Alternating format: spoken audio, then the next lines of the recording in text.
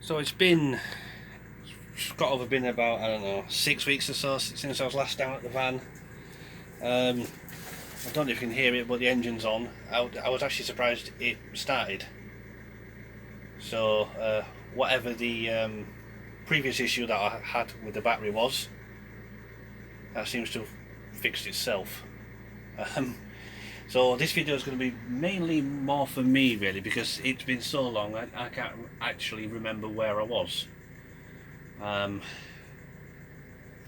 Probably could have looked through previous videos, but where's the fun in that?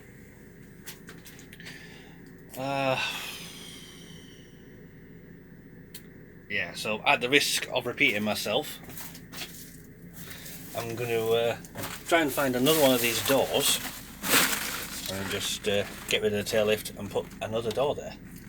Yes, I think I measured it and the door is exactly the same width as the tail lift. No, it was over there. So it would be really nice to have two opening rear doors with windows.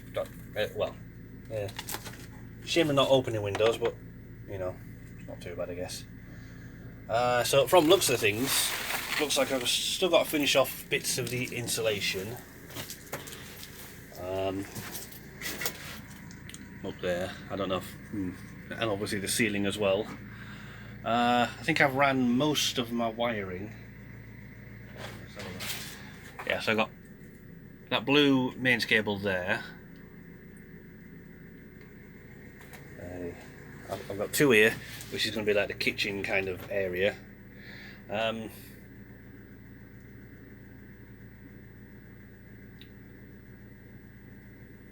I'm kind of undecided if I want to keep this here or if I want to shift it down to the back there and just use it as use it as garage. Oh God, I get up now. Use it as garage storage, and then get like a kitchen unit from IKEA or B&Q or whatever, really. Yeah. I think I mentioned the bed in the last video, so I probably won't go too much into it again, but it's going across there. And I probably want maybe like seating, pull-out table there, and then seating there, that side as well. Kitchen kind of area. The shower's going there. I've got the bits of wood for it. But I've been looking on eBay, getting like a shower pod or a shower cubicle from a horse box. And it's like 200 centimeters tall. And I have 190 centimeters to play with. So I'm hoping I can take a bit of that floor out there. Well, I'll probably have to come down here as well actually.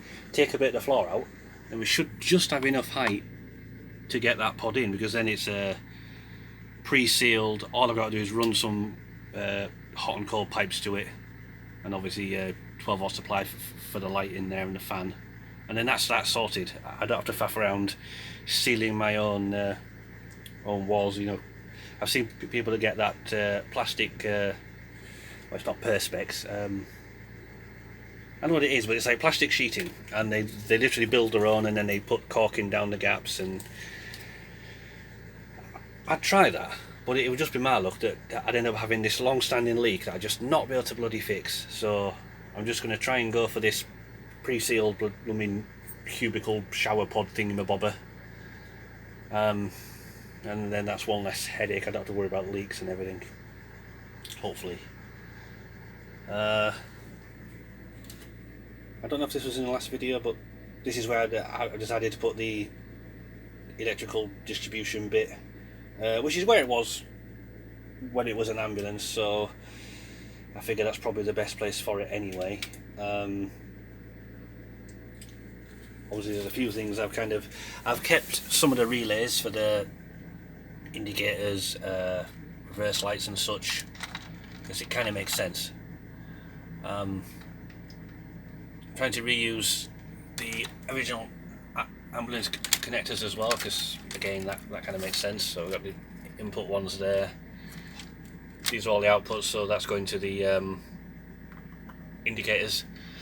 I'm still undecided on these crimp connector thingamabobbers. I don't really like them. I don't know if I want to take them off and solder the wires and put heat shrink over them, or if this is going to be adequate. Because obviously the last thing I want is, as I'm driving down, this to somehow vibrate loose or something and end up shorting out. So yeah. Oh. And there's a few little things here I'm not too happy about either. Obviously these are those spade, I suppose the spade terminals. Again, same sort of thing. I don't know if I really like them, or if I want to just solder them, you know, get a stronger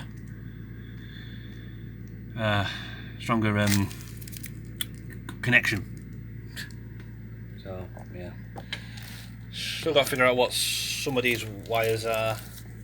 I've labelled some of them, but whether or not that these are right, some of the labels have fallen off, so I've got to recheck them. So yeah, like I said earlier, this is kind of more for me than really anything else, but a bit of a ramble.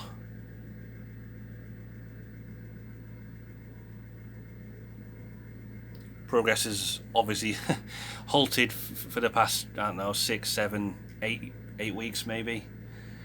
I don't even know now.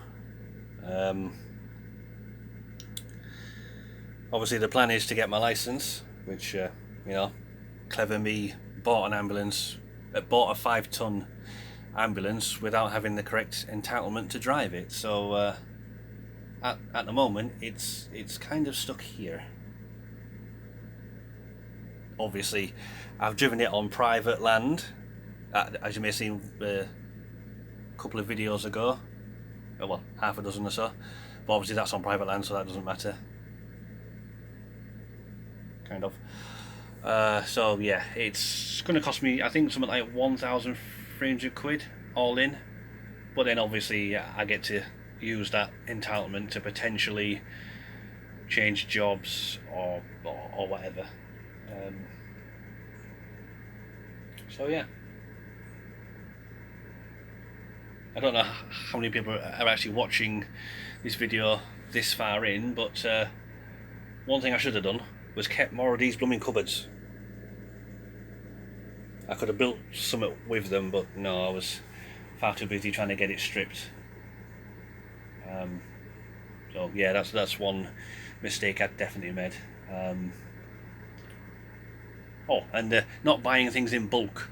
This silver stuff here and that stuff, I could have saved a fortune on shipping and buying it in bulk, but I didn't know how much I'd need, so I just bought 3 or 4 rolls at a time of this stuff anyway. So yeah, I only bought 3 or 4 rolls of this at a time, so you know, I don't know, you're probably looking at maybe 200 to 300 quid just in this bubble wrappy stuff.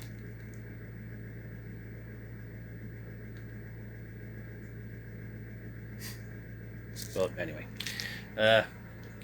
if you're still here after almost 9 minutes, thanks for watching, and I'll see you on the next one.